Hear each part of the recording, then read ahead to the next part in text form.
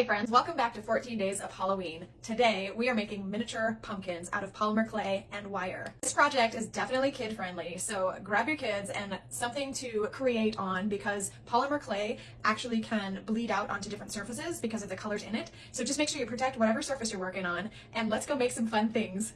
Thanks so much for joining. Okay, what you'll need for this particular project, we've got some clay tools, the polymer clay in whatever shades you want to use, a skewer, some floral wire, and a pair of scissors. You might also need some pliers, some super glue to adhere the little vines to the pumpkin, and some kind of pointed pin type of situation so that you can poke holes in the clay that the wire will fit into. You'll see what I mean when you watch the video. With polymer clay, you do have to bake it to hardness, but if you want to use just regular clay, you can too. This way, the polymer clay is something that's going to last for a while. So I can pack these away and bring them out again next year when I'm ready to decorate for Halloween. A little tip for you on the clay, if you're using polymer, make sure you go with a brand that is good quality because otherwise you're gonna be working with it to get it to that pliable stage. Now with this clay, this is Sculpey.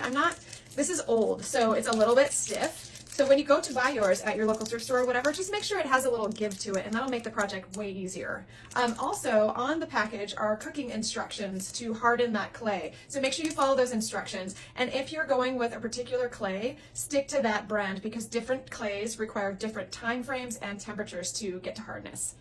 You can see here that I'm using plastic wrap to wrap the clay that I'm not using. This clay dries out and becomes brittle, so you definitely want to protect it from doing that by putting away what you don't use right away. If you do this, it saves for quite a while. Okay, flatten out a piece of orange clay. I'm gonna mix a couple of colors together because I want kind of a swirly fall color effect. So, flattening out that and grabbing a couple of pieces, this is what I meant when your clay gets brittle. If it's old or of poor quality, it'll break apart when you're trying to use it, which is sort of annoying. You have to work it until it's soft, and that can be damaging to your hands sometimes if you do too much of it. So I'm rolling out little pieces of the different colors and laying them on top of the basic orange color. I'm gonna roll them out a little more and cut them into pieces and stack them and then roll them again. The more I do this, the more swirly the colors are gonna become. So I keep doing it until I'm happy with what the result is, and here we go. Looks pretty good with some gold going through it. Now we're looking at the shape of the pumpkin. It's sort of a rounded triangle with a wider base and a narrower top. We're gonna try to mimic that by rolling one side a little more than the other side. Keep going until you get a shape that you're comfortable with, and pound the tops and bottoms a little bit so that it will stay in one place when it sits on a surface. Just keep rolling, working with it until you get the right shape.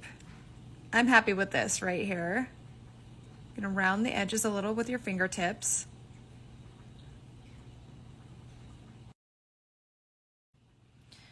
Once you get a shape that you're happy with, we're gonna add those grooves that pumpkins have.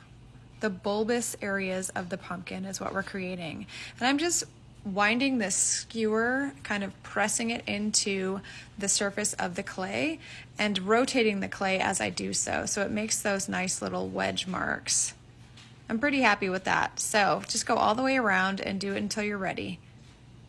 All right, let's make some leaves now. I'm gonna use this basic green to make leaves, just working it until it's like once again pliable as this is old clay. So not to waste any.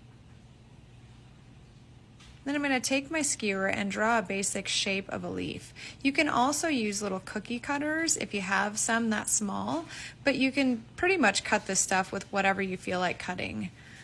I'm shaping the outside now, and don't be afraid to mess up. If you're not happy with something, just start over with something else. As you'll find out, this leaf kind of didn't work out to my liking, so I ended up starting over, just smashing everything together and trying again. Practice makes better. I finally gave up and did a leaf press that I had from cookies that I made a while back. Now I'm going to make that last tiny leaf and use the wire to cut around the edges. It worked perfectly. All right, so now we're gonna make some vines. Let's wrap that wire loosely around the end, the pointy end of the skewer, stopping just before the end and cutting it off and then working it off of the skewer carefully. We're gonna leave a little straight edge at the end of that vine so that we have something to stick into the pumpkin. And then you can cut it into shorter pieces if you like. And then a couple of stems to use for those leaves that we made.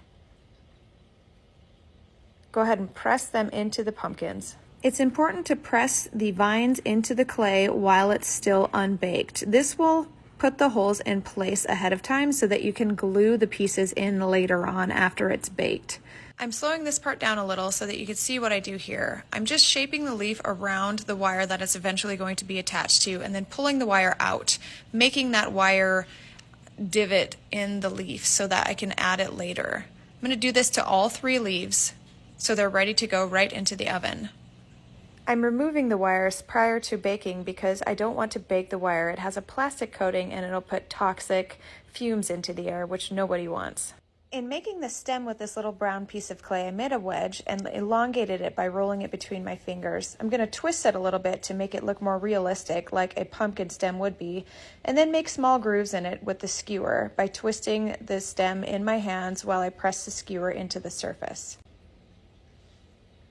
It makes it look a little more realistic. Now, scoring the bottom and the top of the pumpkin, I'm going to press the stem onto that surface, making these grooves in it kind of help with the adherence. And then now I'm using my soft-ended tool to press the stem into place and kind of seal that edge. Also, smoothing out the grooves in the pumpkin with that same tool. It's a great tool to have. It's a great tool to have for polymer clay because it doesn't leave fingerprints like your fingers do. Look at that, isn't that cute? Making sure those holes are staying there and then checking it one last time. I was going to use this next piece of black clay to make some jack-o'-lantern eyes and mouth, but it crumbled in my hands, so I botched that. Oh well. These are the instructions that came on the clay, so I'm following those to a T. The thinner parts, like the leaves, will come out sooner than the actual pumpkin. Into the oven they go. And like magic, they're done pretty quickly. Here's the baked pumpkin. It's time to glue the vines and leaves onto the pumpkin now. Using the super glue, just putting a little dab on the ends of each piece, I'm feeding them into the holes that I already made before I bake them. At this point, you have a little time to kind of move them around because the super glue hasn't dried yet. So this is the time to position your vines and leaves where you want them. Perfect. Okay, let's attach our leaves to our stems and set them aside so everything can dry nicely. Try not to move them around at this point. We're just going to lay them out flat so they can adhere correctly. Here it is, all dried and ready to go. Let's put the leaves in now. Only issue is I didn't make the holes big enough, so we're going to take that needle that I talked about before and press the holes into the pumpkin so that we can insert our leaves in. Takes a little bit of pressure. This is the adult part.